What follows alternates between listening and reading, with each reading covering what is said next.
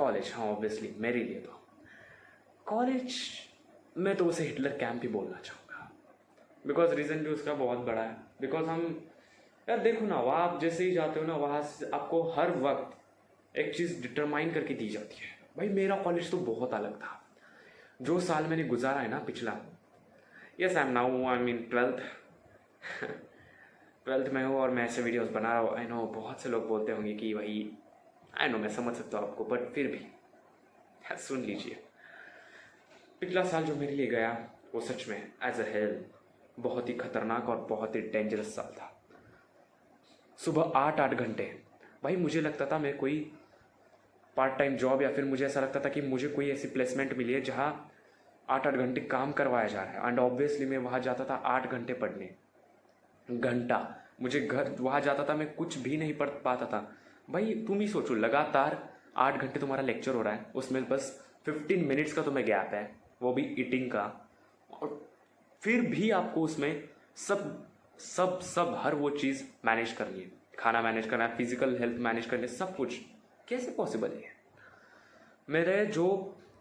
पर बाकी एक बात बोलूँ, उस कॉलेज में ना बहुत ही भिन्न भिन्न प्रकार के प्राणी हुआ करते थे, बहुत अलग टाइप के लोग। इनका आई डोंट नो भाई, मुझे लगता था कि कहीं इन सारे एलियंस के बीच मैं एक इंसान तो नहीं आके बैठा, जिनके उन हर उस इंसान के ऊपर चेहरा, कॉलेज की जो क्या बोलते उसे पॉपुलेशन थी, मेजॉरिटी थी, वो थोड़ी सी कम थी।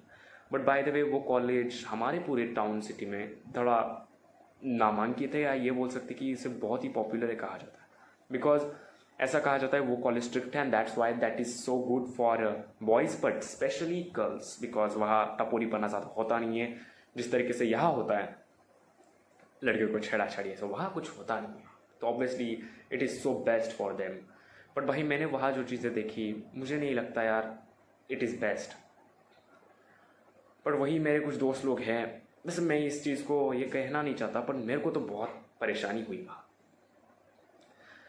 जस्ट लाइक पहली बात तो वो कॉलेज जो है ना, उसका जो इलाका है वो एक तरफ, और बाकी हमारी दुनिया एक तरफ, पूरा यूनिवर्स एक तरफ। भाई जो ऑरा है ना वहाँ का, सच में वहाँ कुछ भी हो सकता है भाई, बहुत अलग चीज़ें। वहाँ अगर आप थोड़ी देर के लिए भी बैठ जाओगे ना, तो आपको ऐसा लगेगा कि बाहर all world is in a doomsday, दुनिया का अंत, और बस आप लोग बचो सर्वाइव हुए। बाहर तुम्हें कुछ इमेजिन ही नहीं होगा। ऑब्वियसली वैसी रूलिंग होती थी वहाँ। सुबह जाओ, सुबह जाने के बाद पहला लेक्चर हुआ था, बायोलॉजी का होता था।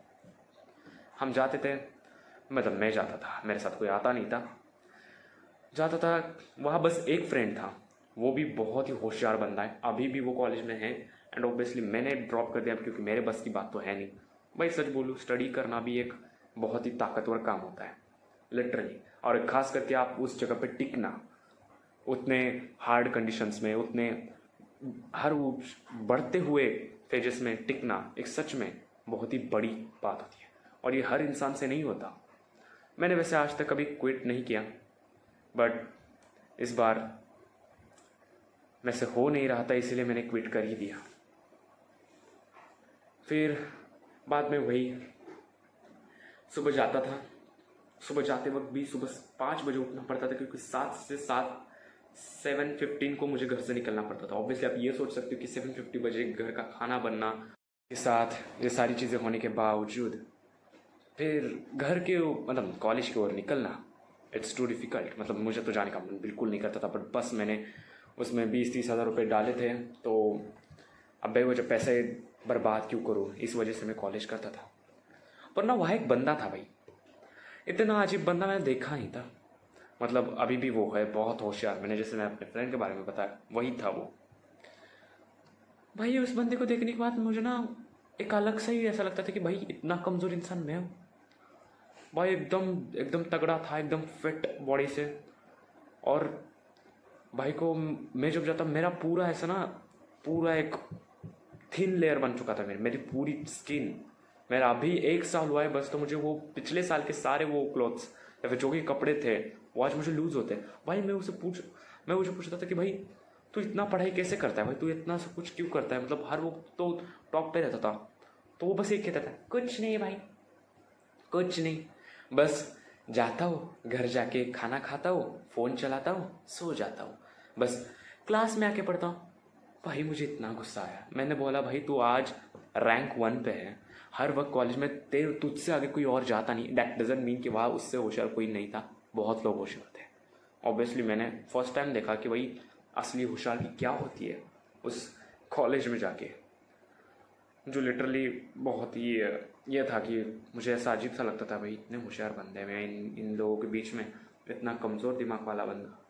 पर फिर भी मैंने फिट करने की कोशिश की, पर एट द एंड जब एग्ज़ाम्स हो गई तब मैंने पापा को बोल दिया, मतलब एक बार मैं बीमार पड़ा था तभी मैंने पापा को बोल दिया कि नहीं कुछ भी हो जाए मुझे इस कॉलेज में वापस नहीं जाना, ये बोल के कर दिया। भाई उस बंदे का एक स्किन का मतलब एक छोटी सी लेयर भी कम नहीं हुई और बोलता था बहुत टेंशन है भाई, बहुत टेंशन है। भाई काहे का टेंशन, और या हम गुजर रहे हैं उसे क्या कहते हैं। लिटरली भाई मुझे उसे देखने के बाद बस एक ही लगता था, ये बंदा बहुत ही कमाल का है भाई। पर ऐसा डजंट मीन कि मैंने कुछ नहीं किया। देखा जाए आपको जो जैसा लग रहा है कि मैंने अपना पिछला साल बहुत ही बर्बाद किया, बस मैंने जाने और आने में ही 3 दिन बताए। समझ नहीं आ रहा मैंने क्यों और किस लिए वो फैसला लिया। कभी कभी हमारी ज़िंदगी में ऐसा ही होता है, कभी कभी कुछ एक दो चीज़ें बचाने के लिए पार्ट बनने के चक्कर में हम बहुत बार कुछ ऐसे गलत फैसले लेते हैं जो हमारे लिए टफ होते हैं। बट मुझे फिर बाद में जाके रियलाइज़ हुआ कि नहीं, जो भी हुआ वो सही हुआ, क्योंकि इसी वजह से मुझे ये बात पता चली कि हाँ हार्डवर्क क्या होता है, मेहनत करना क्या होता है। वैसे मैं वहाँ रहा, भले मैं कुछ सीख नहीं पाया, बट एक अलग सा एक्सपीरियंस आया, एक अलग सी मतलब एक ऊर्जा आई। तो मुझे लगता है अगर आपके साथ कुछ भी ऐसे हार्ड सिचुएशंस में आते हो तो आपको तैयार रहना चाहिए। बट सच बोलूँ जो दिक्कतें थी वहाँ पर, स्टाफ जो था ना, मतलब हम 40,000 रुपये फिलअप करके भी वहाँ अगर हम एडमिशन लेते थे, पर वहाँ वो हमें ऐसे ट्रीट करते थे जैसे हम कोई गवर्नमेंट स्कूल में पढ़ते हैं, जैसे कि हमें एकदम बुरी तरीके से ट्रीट किया जाता था। कौन हो तुम, चूतियो, बाहर जाओ, सेम ऐसा ही हमें किया जाता था। ऑब्वियसली मुझे इस बात का बहुत गुस्सा है। मेरे पास स्कॉलरशिप के लिए कम से कम 2 हफ्ते मैंने जो भी था उसमें जो काम करने वाला वो इंसान, उसके पास 2 हफ्ते में लगातार गया। भाई ने कोई ये उसे देखना चाहिए ना, एक इंसान आ रहा है, हर बार आता है, पर फिर भी मुझे ऐसे कौन है तो जा निकल। भाई कोई इज्जत नहीं, लिटरली 0%। जेन्यूनली कह रहा हूँ मैं, ये सब कुछ मैं सकता हूँ, मतलब बहुत ही हार्ड दौर गुजरा। पर जैसे जैसे एंड आया, फिर वहाँ से बाहर निकला, फिर अभी जो मेरी सिचुएशन है उस हिसाब से लग रहा है। जब मैंने वो साल छोड़ा फिर मुझे लगा कि भाई इस बार कुछ कर लूँगा, जो 12th का साल था। पर वो भी साल देखते देखते गुजर गया।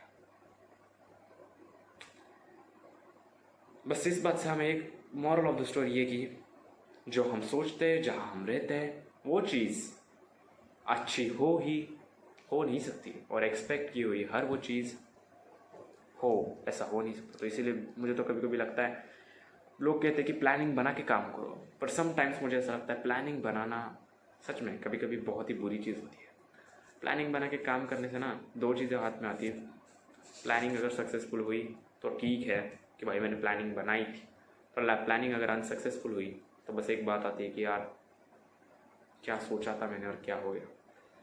When you start making plannings then automatically वहाँ एक होप निर्माण हो जाती है, होप की शुरुआत हो जाती है।